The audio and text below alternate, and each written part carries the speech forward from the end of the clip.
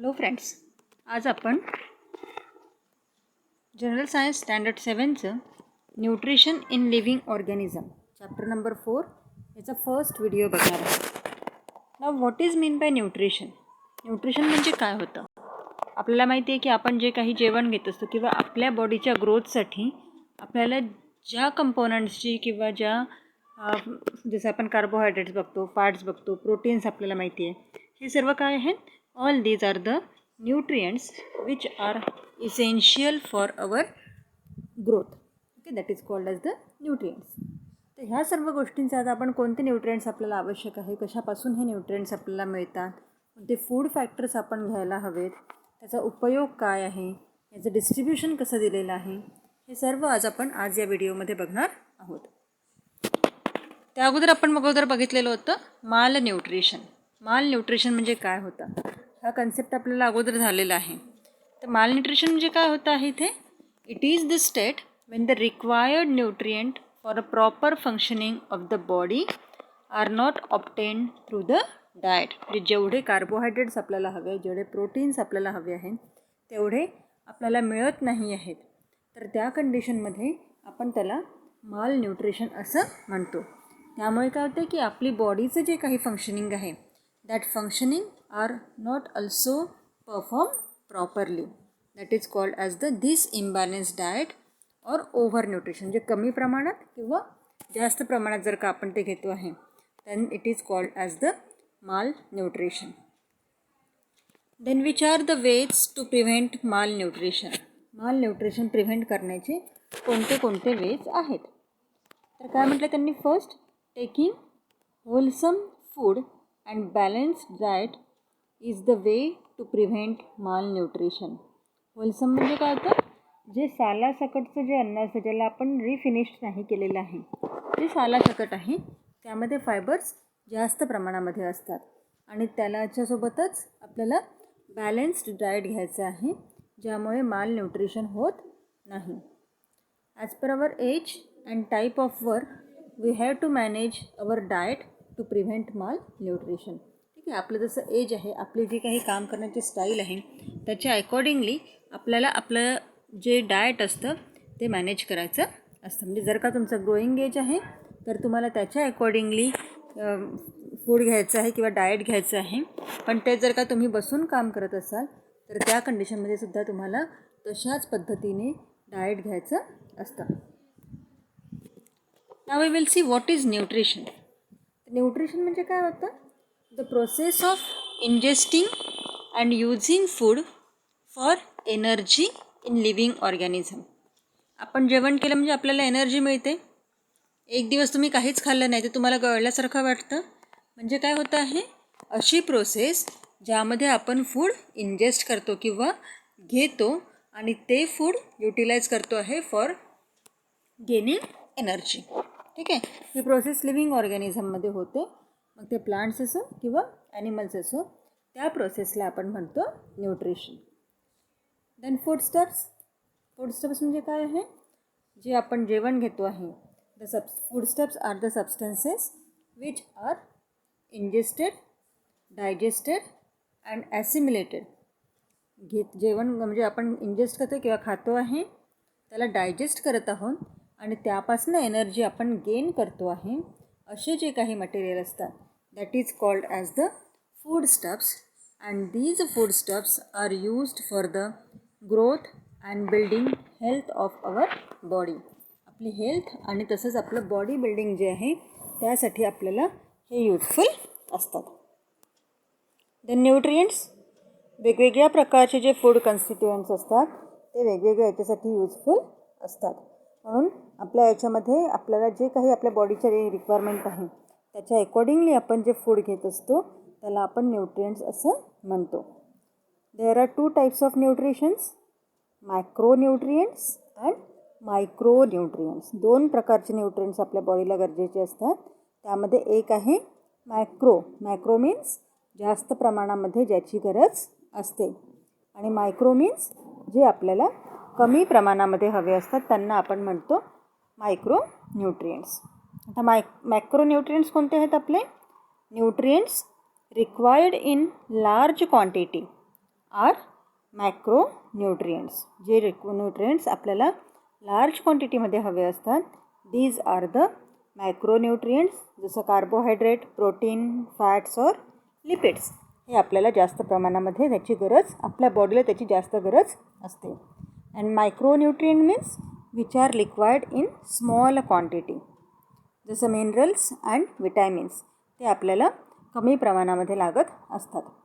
मागच्या वर्षी आपण जे फूड पिरॅमिड बघितलेलं होतं त्यामध्ये आपल्याला माहिती आहे की त्याच्या बेसला आपल्याला हे पूर्ण मायक्रोन्यूट्रियंट, ज्यापासून आपल्याला कार्बोहायड्रेट मिळतात, मग प्रोटीन्स मिळतात, हे सगळे काय ते बेसमध्ये होते.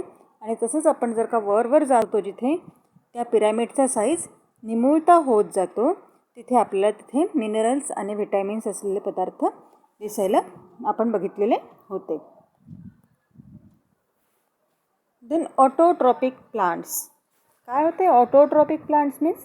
ऑटो मीन्स सेल्फ, स्वतः अन्न तयार करणे. कोण तयार करू शकतं स्वतःचं अन्न स्वतः? Yes, plants can synthesise their food. प्लांट्स स्वतःचं अन्न स्वतः तयार करू शकतात. म्हणजे प्लांट्स नेमकं कोणत्या प्रोसेसने आपलं फूड तयार करतात? Bye the process of photosynthesis. ठीक आहे, तिथे फोटोसिंथेसिस प्रोसेस कॅरीड आउट होते. त्यावरून आपल्याला कळतं की प्लांट्स त्यांचं फूड स्वतः तयार करू शकतात. रिॲक्शन सांगू शकतं का कोणी फोटोसिंथेसिसची? Yes, 6 carbon dioxide plus 6 H2O with water, it will gives in a food in the form of glucose, C6H12O6 plus oxygen. And this reaction is carried out in presence of sunlight and chlorophyll. आता आपल्याला जी diagram दिसते आहे, या डायग्राममध्ये इथे specially असं mention केलेलं आहे. दिसतं इथे आपल्याला काय दिसतं आहे की खाली सगळ्यात पहिले जिथे रूट्स आहेत, that roots will absorb water, mineral and salts. जमिनीच्या आतमध्ये जे काही वॉटर आहे ते ॲब्झॉर्ब करणे, त्या वॉटरसोबतच मिनरल अँड सॉल्ट्स जे आहेत that also get absorb with the help of this roots. आणि हे रूट्स काय करतील, ॲब्झॉर्ब केलेलं जे मटेरियल आहे ते वॉटरसोबत ते थ्रू द स्टेम ते पास करत आहे टुवर्ड्स द लीफ. कारण आपल्याला माहिती आहे फोटोसिंथेसिस प्रोसेस कुठे होते? Photosynthesis process is carried out in the leaves. आणि का बरं होते? लीव्समध्येच का बरं ही प्रोसेस होते? कारण त्या लीव्समध्ये जे क्लोरोफिल प्रेझेंट असतं, ज्यामुळे आपल्याला पानांचा रंग हिरवा दिसतो, ते क्लोरोफिल ही जी फोटोसिंथेसिस प्रोसेस आहे ते कॅरीड आउट करण्याचं काम करत असतं. कारण क्लोरोफिल काय करतं? क्लोरोफिल सनलाईट ॲब्झॉर्ब करतो आहे. हवेमधनं तो प्लांट्सच्या लीव्सच्या खाली जे स्टोमॅटाज असतात, स्टोमॅटा मीन्स स्मॉल होल्स असतात, these stomatas will absorb carbon dioxide. ठीक आहे, हवेतील जे कार्बन डायऑक्साईड आहे that will gets absorbed by these leaves. म्हणजे प्लांट्सच्या लीव्समध्ये सगळ्या गोष्टी आता पोहोचल्या. स्टेमकडून म्हणजे रूट्स, स्टेम असं करत लीव्सपर्यंत वॉटर पोहोचलं, मिनरल पोहोचले आणि स्टोमॅटा थ्रू त्याला कार्बन डायऑक्साईड मिळालं. क्लोरोफिल असल्यामुळे त्यांनी सनलाईटसुद्धा तिथे घेतलेलं आहे. आणि म्हणून मग काय होतं आहे की these plants will synthesize their own food. And in that case this process, याच प्रोसेसला आपण काय म्हणतो? This is called as process of photosynthesis. आलं लक्षात?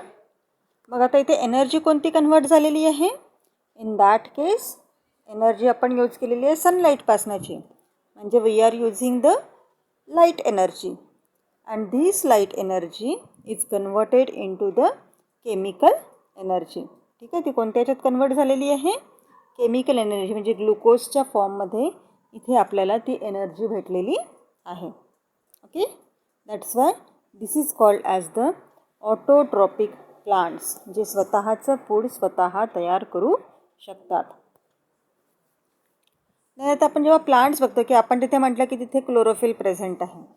तर आता हे क्लोरोफिल कुठे प्रेझेंट असते? प्लांट्सच्या लीव्समध्ये जे क्लोरोप्लास्ट आहेत, इथे डायग्राममध्ये आपल्याला दिसत आहे या रेड सर्कलमध्ये जे दिलेलं आहे दॅट इज द क्लोरोप्लास्ट. या क्लोरोप्लास्टमध्ये जे क्लोरोफिल प्रेझेंट असतं ते क्लोरोफिल सनलाईट ऑब्झर्व करतं आणि कार्बन डायऑक्साईड आणि वॉटर फूडमध्ये कन्वर्ट करण्याचं कामसुद्धा ते करत असतं. आणि तसंच ह्या झाडांच्या पानांचा जो हिरवा रंग आहे तो आपल्याला या क्लोरोफिलमुळे दिसून येतो. आणि ग्लुकोज आणि ऑक्सिजन हे सुद्धा त्याच्यातून एक्सपेल आउट होत असतात. Then there is a one question. आता आपण बघितलं की झाडांच्या पानांचा हिरवा रंग असतो आणि त्यामध्ये जे क्लोरोफिल आहे त्यामुळे तिथे फोटोसिंथेसिस प्रोसेस होऊ शकते. पण आपल्याला सगळ्याच झाडांची पानं हिरवी दिसतात का? नाही. काही पानं असे आहेत की ज्यांचा रंग पांढरा असू शकतो, कोणाचा रंग आपल्याला पिंक दिसतो किंवा पर्पल दिसून येतो, कोणाचा रंग आपल्याला ब्ल्यू दिसतो आहे. तर अशा कंडिशनमध्ये मग ते प्लांट स्वतःचं अन्न स्वतः नाही तयार करतात का? अशा कंडिशनमध्ये सुद्धा म्हणजे पानांचा रंग हिरवा जरी दिसत नसला तरीसुद्धा ते झाडं स्वतःचं अन्न तयार करू शकतात. त्यांचा रंग मग वेगळा का बरं दिसतो? कारण त्या प्लांट्समध्ये तिथे वेगवेगळे पिगमेंट्स असतात. जसं कॅरोटेनाइट्स असतो, झॅन्थोफिल, अँथ्रोसायनिन असे वेगवेगळे कलर तिथे प्रेझेंट असतात अलॉंग विथ द क्लोरोफिल. ठीक आहे. बाकी प्लांट्समध्ये फक्त क्लोरोफिल असेल तर या प्लांट्समध्ये असे वेगळे कोणते तरी पिगमेंट्स जसे कॅरोटेनॉइड्स, झॅन्थोफिल आणि अँथ्रोसायनिन हे तिथे प्रेझेंट असू शकतात. मग आता हे कॅरोटेनॉइड्स काय करत आहे? Carotenoid absorb greenish blue colour from the sunlight. We know there are 7 colours in the sunlight, but from that sunlight it will absorb a greenish blue colour आणि त्याच्यापासून जो रिफ्लेक्ट होणार आहे तो कलर त्याच्या रिफ्लेक्ट होतो ऑरेंज आणि म्हणून मग आपल्याला त्याचा वेगळा कलर दिसून येतो. जी झॅन्थोफिल आहे that will imparts yellow colour. त्याच्यापासून आपल्याला येल्लो कलर ते ॲब्झॉर्ब करतात आणि दिसताना आपल्याला त्याचा पर्पल दिसतो. Anthocyanins make the plant part violet and reddish. Anthocyanin जर का पिगमेंट असेल तर काय होतं तिथे आपल्याला त्याचा रंग व्हायलेट किंवा रेडिश दिसून येतो. पण हे जरी पिगमेंट्स त्यामध्ये असले कॅरोटिनाइड, झॅन्थोफिल आणि अँथ्रोसायनिन हे पिगमेंट असले तरीसुद्धा त्यांच्या आतमध्ये क्लोरोफिलसुद्धा प्रेझेंट असतं along with this coloured pigment. आणि म्हणून मग तिथे फोटोसिंथेसिस प्रोसेस होत असेल का? येस. कलर तिथे जरी त्याचा वेगळा असला, ह्या सगळ्या पिगमेंट्समुळे तिथे वेगळा कलर मिळतो, पण क्लोरोफिल प्रेझेंट आहे म्हणून तिथे फोटोसिंथेसिस प्रोसेस सुद्धा होते. आणि बाकी प्लांट्समध्ये आपण बघतो आहे की जे बाकी पिगमेंट्स आहेत ते absorb some radiation and pass it to the chlorophyll molecule. ते ॲब्झॉर्ब करतील, जरी त्यांचा रंग वेगळा असेल तरीसुद्धा ते सनलाईट ॲब्झॉर्ब करतील आणि ते क्लोरोफिलकडे पास करण्याचं काम करत असतात. ओके, हे समजलं? फक्त झाडांचा रंग हिरवा आहे म्हणूनच ते फूड प्रिपेअर करू शकतात असं नसतं. पण झाडांचा रंग जरी वेगळा असला तरीसुद्धा तिथे फोटोसिंथेसिस प्रोसेस होत असते. Then transport system in plants. आता आपण बघितलं होतं की जे काही वॉटर किंवा मिनरल्स ॲब्झॉर्ब केलेलं आहे रूट्सनी ते आपण पास करतो आहे स्टेमपर्यंत. मग इथे अशी कोणती तरी एखादी अरेंजमेंट असेल की ज्यामुळे ते पाणी सीप होतं त्या लीव्सपर्यंत पोहोचत असेल. तर इथे अशा वेगवेगळ्या प्रकारच्या जशा आपण ट्यूब लावलेल्या असतात. कूलरमध्ये आपण बघतो की कूलरमध्ये 2 पाईप्स असतात. एक टबमधनं पाणी वर जातं आणि दुसरं वर टबमध्ये जे पाणी जास्त झालेलं आहे ते परत खाली टबमध्ये येतं. तशा सेम पॅटर्नमध्ये इथेसुद्धा 2 प्रकारच्या ट्यूब्स तिथे असतात. त्या ट्यूबला नाव आहे झायलम आणि फ्लोएम. ठीक आहे, त्यांना आपण नावं काय दिलेली आहेत? झायलम आणि फ्लोएम. मग आता झायलम फ्लोएमचे पार्ट्स काय असतात? तर झायलम काय करतात? जे काही वॉटर आणि मिनरल रूटनी ॲब्झॉर्ब केलेलं आहे ते मिनरल्स, वॉटर ते बाकीचे जे झाडाचे पार्ट्स आहेत जसं लीव्ज आहेत किंवा ब्रांचेस आहेत त्यांच्याकडे ट्रान्सपोर्ट करण्याचं काम करत असतात. म्हणजे जसं आपण कूलरची एक नळी बघतो ज्याच्यातून पाणी वर जातं ते झालं आपलं झायलम. ठीक आहे, ज्याच्यातून रूट्सपासून वॉटर, मिनरल्स जे काही असेल that will goes towards the leaves. मग फ्लोएम काय करतं? मग झाडांच्या पानांनी तिथले मिनरल्स घेतले, त्यांनी आपलं फूड तयार केलं आता हे जे तयार झालेलं पूर्ण फूड आहे, दॅट इज ग्लुकोज जे आहे, ते पूर्ण झाडांच्या वेगवेगळ्या पार्ट्सपर्यंत पोहोचवण्याचं काम. कारण आपल्याला माहिती आहे ग्रोथसाठी प्रत्येकाला फूडची गरज असते. ठीक आहे. मग आता हे फूड काय होईल, त्या झाडांमधच्या पानांमध्ये जरी ते बनवलेलं असेल तरी झाडाच्या प्रत्येक पार्टपर्यंत ते पोहोचणं गरजेचं आहे.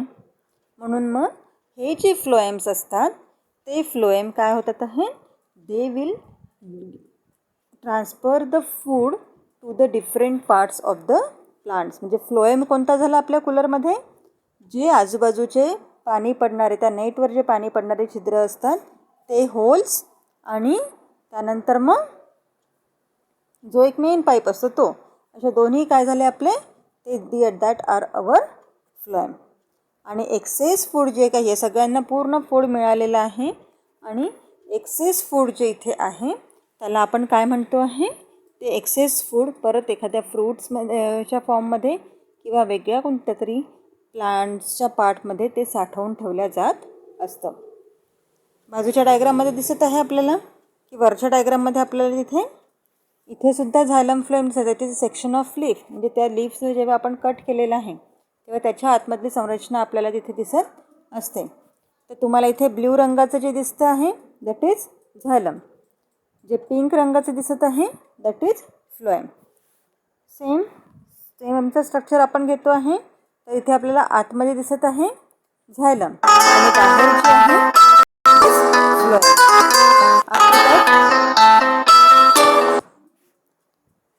त्याच्यानंतर मग रूट्समध्ये आपण बघत आहोत, तर रूट्समध्ये इथे सुद्धा आपल्याला तसे त्याचे वेगवेगळे सेक्शन्स दिसत आहेत. त्याच्यामध्ये सुद्धा आपल्याला झायलम आणि फ्लोएम दिसून येतं. Then next there are 2 questions for you. What is chemosynthesis?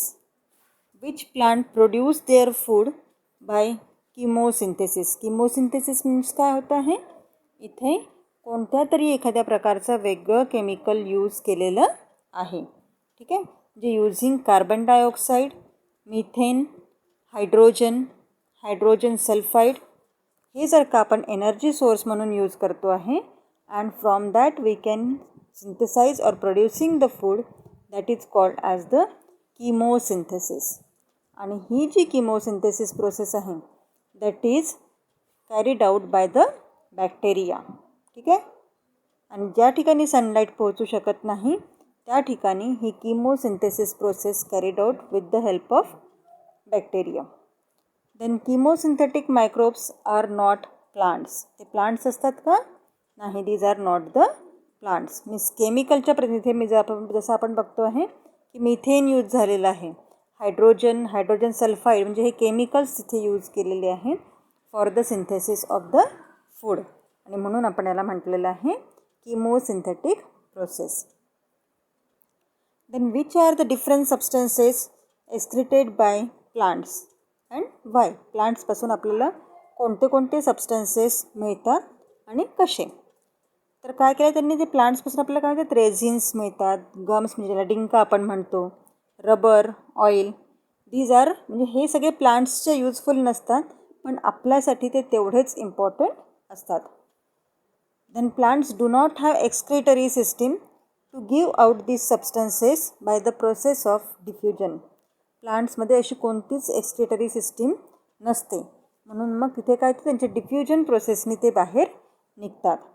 काही जे असतील ते आपल्याला त्या ट्रीच्या बार्कवर मिळतात, म्हणजे त्या स्टेमवर मिळतात, किंवा काही जे असतात ते एखाद्या ओल्ड झायलम वेसलमध्ये, एखाद्या जुनं जे स्टेम असेल त्याच्यामध्ये ते स्टोअर होतात, किंवा काही जे असतात ते आपल्याला त्या प्लांट्सच्या फ्रूटमध्ये सुद्धा दिसून येतात. Since these products are useless for plants, they are excreted by the plants. ज्याचा प्लांट्सला उपयोग नसतो त्यामुळे ते तिथे काय होतं, ते झाडाच्या बॉडीतून बाहेर निघण्याचं काम तिथे करतात. Then next is nitrogen fixation. This is the most important process in the plants life. ठीक आहे. कारण काय होतं की नायट्रोजन जे आहे that nitrogen is one of the essential component for the growth of the plant. मग आता आपल्याला जे नायट्रोजन हवं आहे, आपल्याला माहिती आहे की हवेमध्ये नायट्रोजनचं प्रमाण किती आहे, इट कंटेन्स 78% ऑफ नायट्रोजन. मग हे डायरेक्ट नायट्रोजन ते प्लांट्स यूज करू शकतात काय? नाही. मेन प्रॉब्लेम तिथेच येतो आहे की जे हवेमध्ये एवढं नायट्रोजनचं पर्सेंटेज आहे, बट असं कोणतंच प्लांट नाही आहे की जे नायट्रोजन डायरेक्टली यूज करू शकतं.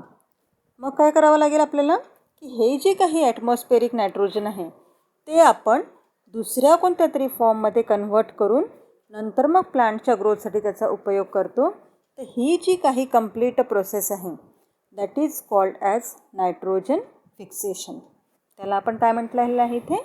Nitrogen fixation. म्हणजे कोणत्या तरी वेगळ्या फॉर्ममध्ये तो नायट्रोजन फिक्स करणे जो प्लांट्स इझिली युटिलाइज करू शकेल. त्या प्रोसेसला आपण म्हणतो नायट्रोजन फिक्सेशन. आणि हे नायट्रोजन फिक्सेशन 2 टाईप्सनी केलं जातं. First one is biological fixation of nitrogen. Biological आलं म्हणजे काय आलं असेल? इथे कोणत्या तरी टाईपचं वेगळं लिव्हिंग ऑर्गॅनिझम्स जे आहेत that are responsible for this process. आणि दुसरं आहे आपल्या याच्यात ॲटमॉस्फिअरिक फिक्सेशन ऑफ नायट्रोजन. आता आपण फर्स्ट बघूया बायोलॉजिकल फिक्सेशन ऑफ नायट्रोजन. काय असेल आता हे बायोलॉजिकल फिक्सेशन? कशा पद्धतीने होतं आहे? तर इथे काय होतं आहे की जे नायट्रोजन फिक्सेशन प्रोसेस आहे that nitrogen fixation process is carried out by the microbes. जे मायक्रो ऑर्गॅनिझम्स सॉईलमध्ये प्रेझेंट असतात ते इथे nitrogen fixation process carried out करतात. जसं की रायझोबियम, ॲझोटोबॅक्टर ह्या 2 स्पीसीज ज्या आहेत त्या नायट्रोजन फिक्सेशनचं काम करत असतात. आणि हे जे रायझोबियम्स आहेत ते कुठे असतात? ते route nodules of leguminous plants. एक प्रकारचे जे लेग्युमिनस प्लांट्स असतात त्यांच्या नोड्युल्सवर म्हणजे त्यांच्या रूट्सच्या छोटे छोटे जे गोल असतात त्याच्यावर हे रायझोबियम मायक्रोब्स आपल्याला दिसून येतात. आणि हे काय करतात? दे ॲब्झॉर्ब द ॲटमॉस्फिअरिक नायट्रोजन. जे ॲटमॉस्फिअरमध्ये नायट्रोजन आहे ते ॲब्झॉर्ब करतात आणि त्याला प्लांट्सला ज्या फॉर्ममध्ये हवं असेल त्या फॉर्ममध्ये म्हणजे त्याच्या नायट्रेट्स फॉर्ममध्ये ते कन्वर्ट त्याला करत असतात. आणि मग हे जे नायट्रेट आहे ते नायट्रेट्स प्लांट्स इझिली ॲब्झॉर्ब करू शकतात. म्हणजे N2 इथे कन्वर्ट होतं आहे NO2 मध्ये. देन ॲझोटोबॅक्टर्स हे सॉईलमध्ये प्रेझेंट असतात आणि ते सुद्धा ॲटमॉस्फेरिक नायट्रोजन नायट्रेट्समध्ये कन्व्हर्ट करण्याचं काम इथे करत असतात. इथे आपल्याला दिसत आहेत की रूट्सवर जे व्हाईट कलरचे दिसत आहेत दीज आर द रायझोबियम. जे रूट नोड्युल्सवर लेग्युमिनस प्लांट्सच्या रूट्सवर प्रेझेंट आहे. Then second one is atmospheric nitrogen fixation. जेव्हा लाईटनिंग होते म्हणजे जेव्हा पाऊस पडायच्या अगोदर विजा जेव्हा कडकतात त्यावेळी काय होते तिथे त्या ॲटमॉस्फिअरमध्ये केमिकल रिॲक्शन होते. जे ॲटमॉस्फेरिक नायट्रोजन आहेत ते आणि ऑक्सिजनमध्ये. मीन्स लाईटनिंगच्या वेळेला तिथले जे काही त्या लाईटनिंगमुळे टेम्परेचर व्हेरिएशन्स येतात आहे at that temperature atmospheric nitrogen आणि ऑक्सिजन दोन्ही ॲटमॉस्फिअरमधलेच एकमेकांसोबत रिॲक्ट होतात आणि त्यापासनं नायट्रिक ऑक्साईड तयार होतं. मग हे जे नायट्रिक ऑक्साईड आहे NO that is again oxidise. ते परत ऑक्सिडेशन त्याचं होतं आणि इट विल फॉर्म्स NO2. त्याच्यापासून काय फॉर्म झालेलं आहे इथे? NO2 फॉर्म झालेला आहे. मग हे NO2 जेव्हा रेन वॉटरसोबत रिॲक्ट होत आहे it will forms a nitric acid. Means N2 convert झाला NO मध्ये, NO कन्वर्ट झाला NO2 मध्ये, NO2 कन्वर्ट झाला HNO3 मध्ये आणि हा HNO3 रेन वॉटरसोबत जमिनीच्या आतमध्ये जातो which is utilise by the plants. ही जी कंप्लीट प्रोसेस आहे जी ॲटमॉस्फिअरमध्ये फक्त लाईटनिंग जेव्हा विजा कडकतात त्याच वेळी ही प्रोसेस होत असते. That's why it is called as the atmospheric nitrogen fixation. Okay.